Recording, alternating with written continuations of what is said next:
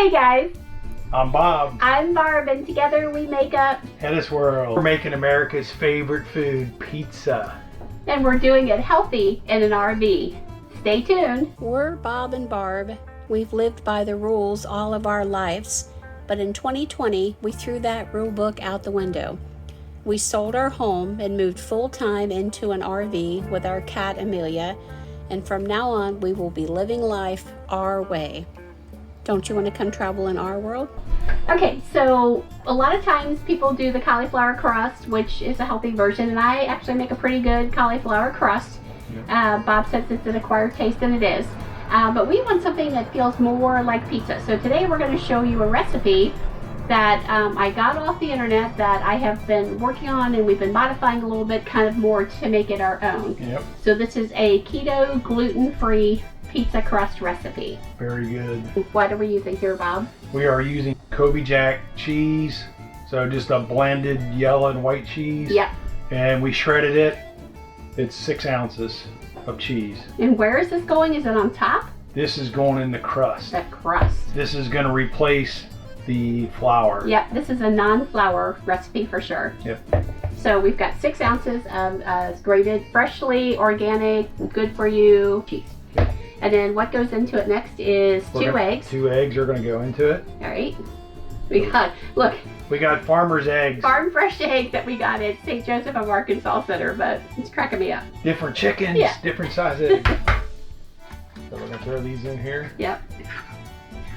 All We'll right. get rid of those. And lastly, the thing that goes in here can be really any spice that you want.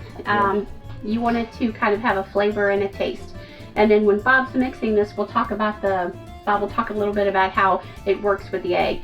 What I have here is a teaspoon of garlic powder, a half a teaspoon of onion powder, a little bit of black pepper, and a teaspoon of basil. And that is kind of how we like it.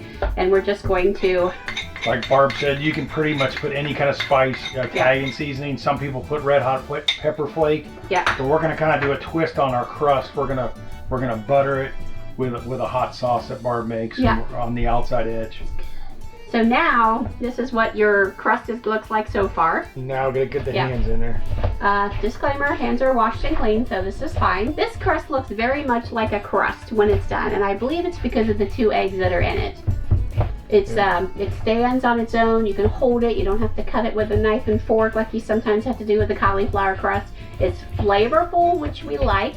We've done this recipe numerous times with actually our store-bought eggs normally, and it's been just fine. But this time with the big giant egg, which was probably the equivalent of 2 regular eggs by itself, it made it a little more gooey. So we did a little bit of adjustments, added in just a little bit of almond flour, just a little bit, not very much, maybe A tablespoon maybe. yeah, tablespoon maybe at the most, just to get it down kind of to the right size. Yeah, So- normally it's not quite this gooey, but we're gonna smooth it out. When it bakes, it's gonna look a lot like just your traditional crust. Pat it out into a shape. We're going to be cooking it on our granite stone. Yep. We have a granite stone cookware and bakeware, and we started out with the frying pans when we were still in our sticks and stones. But I love this stuff, and this, believe it or not, this big giant thing fits perfectly this way into our RV oven. And we just have the regular oven. We don't have the old fancy We one. just got the fairy on. Yeah, it works out really well. We're gonna lift it on here. Now we're gonna bake it, and we're gonna bake it at what? 375, and then we're going to check it in about 12 minutes. Yeah, let's get it in the oven right now and get it going. So let me tell you a little bit about what we're going to be doing here. Once it gets cooked and out of the oven, we take this piece of parchment paper, kind of lay it on top, and we flip it over. So we'll show you that, because then you've got a really good dark kind of nice crust on the bottom. And then we're going to go ahead and put our toppings on there, and we'll talk about that when it comes time. Hold the horses on this video. We got to do a pineapple beer update. So the other video we've got going on is our pineapple beer. So we're going to be doing a tasting now just to kind of see how the pineapple beer is coming along. This is 1 whole day of it fermenting, and remember, it should go anywhere from 1 to 5 days. I'm the guinea pig. And it's not ready. We'll both try it. Looking good enough for both of us. Yep. And I will list that video below. Starting. Wow, it's already starting. It has a bit of a beer flavor taste to it. It's still got a pineapple taste too, so it's a little bit sweet. And the one thing I forgot to mention in the video yesterday is you do need to put some water up in here to help create some pressure, you know, for gases coming up and holding it down. Just Yeah, to you keep don't want the all the fermenting gas going. escaping because you want that ferment process going. The only problem is right now in our park we're in right now, the weather's only getting about 60 degrees, and this needs to be about 75, 80 degrees. Yeah. So we had it in the window in the sun, Yep. hitting on it. Then we wrapping it with a kitchen towel. Yep. We give it a little coat, and then we had it over in the sun today. But actually, when you touch it, it's warm. Yeah, that's the gas and fermentation. So. Yep. So I would say this is probably going to go 5 days, but we'll do another taste test tomorrow. Pizza crust has gone for 12 minutes. Yep. And this is kind of typically what it will look like. Yep. And this is what it looks like underneath. So that's why we're going to let it cool for a little bit. This is a nice thin crust, so you can make it thicker if you want. And what we basically do is just let it cool for a little bit, and then we're just going to flip it. After about 5 minutes, we were able to lift it off the parchment paper and flip it. So this is the bottom side, and you can see this is the front side, and we're going to top it with our favorite toppings. Yeah. Or whatever toppings you like. Yeah. We are going to put a little mozzarella cheese, even though the crust is made with a lot of cheese. But that's what we're going to do. What I've got here is a little homemade garlic hot sauce. So in some future videos, I'm going to tell you how to do some of these sauces that I'm doing. But we just want to give it just a nice little touch of flavor. Yeah, just a little bit to give it. That's why we didn't put any red pepper flakes in it. We just want to put a little bit of this on top. Yeah, spicy as you want it. It's your pizza. You can make it whatever you want.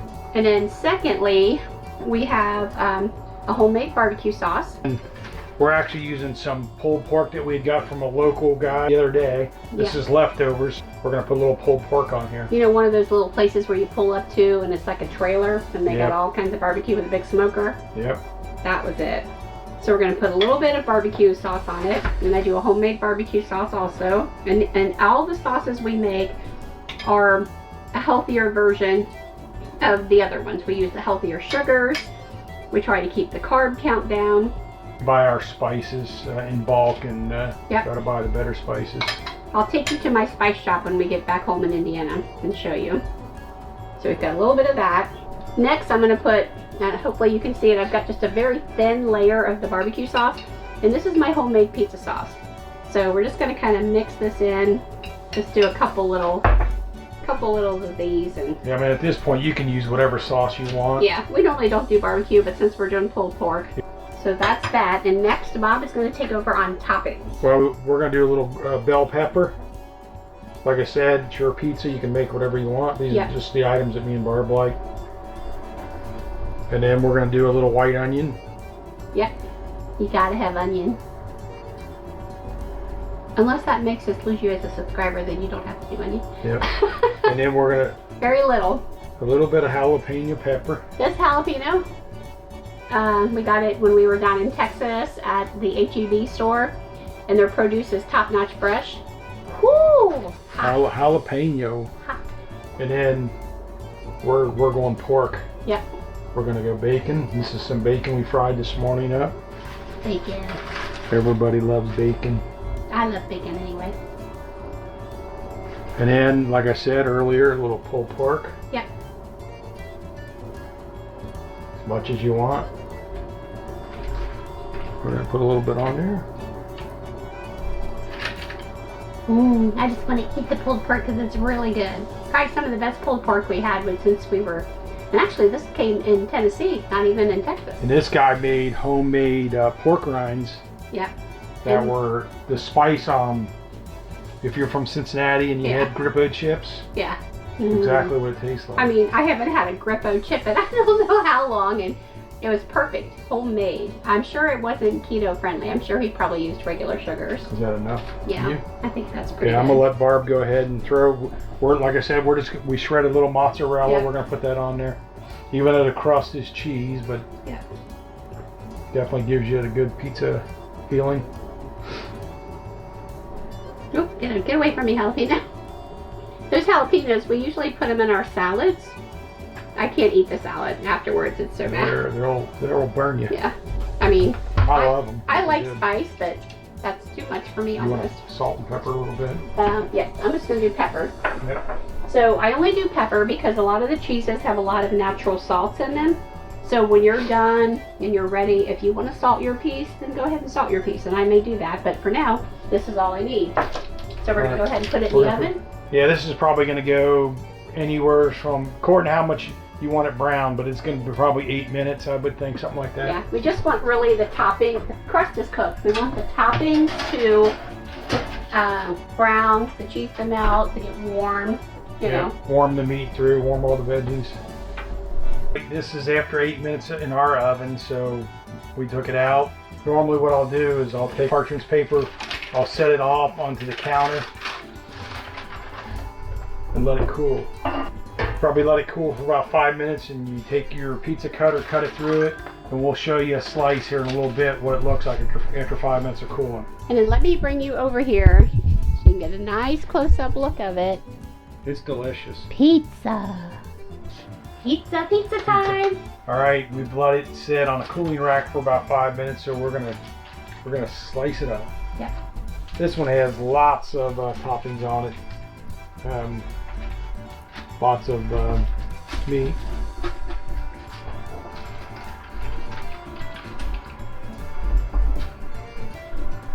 Cut through the pork.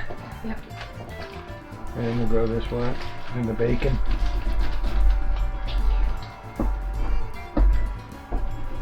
Smells amazing. All right. So we get a whole piece. So it's a little heavier, but let me show you. Let me come over here and I'll show you kind of what it looks like. And then let me show you the little bit of the crust underneath. And it is heavy because it's got a lot on it. And I'll show you the taste. But who needs flour? It's delicious. It is. You'll be very surprised how good it tastes. So, give it a try. Yep. Give us a thumbs up, please. Subscribe to the channel. Let us know how you like it. Let us know what your favorite pizza toppings are. If there's something too big of a bite, if there's something that you would like us to try to figure out how to do, let us know in the comments below. We are HetteshWorld, and we are working on videos about living in a full-time RV, which includes life in the Riverstone, being outside in the woods, driving around crazy in the truck, crazy on the Can-Am. Well, that's the whole reason why we bought this big front kitchen, because we both like to cook. So give us a like, subscribe, get notified, and remember, we're HetteshWorld. Come travel in our world and eat in our world too.